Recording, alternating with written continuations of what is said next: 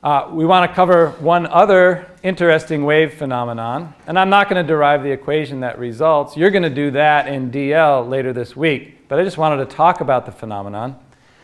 When you have a medium like air, and you're setting up waves in that medium, sound. For example, the siren on a police car might have a certain frequency. You can imagine that the waves are expanding spherically away from the police car. If the police car is at rest, and you're at rest, then it doesn't matter if you're on this side or this side, the same number of wave crests are reaching your ears per second. You're perceiving the same frequency.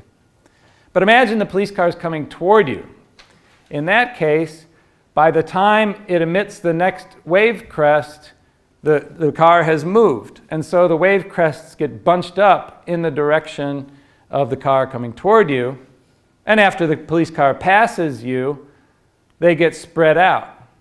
And you hear a lower frequency. So when the car is coming toward you, you hear a high, a siren, and then it goes from high to low as it passes you. And I think you're familiar with that sound. Maybe you hear it from, maybe more from fire engines and so forth going down the street.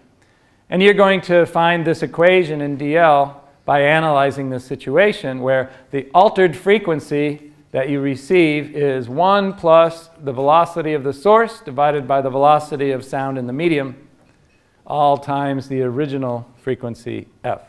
So this says if the velocity of the source is positive, you get a higher frequency.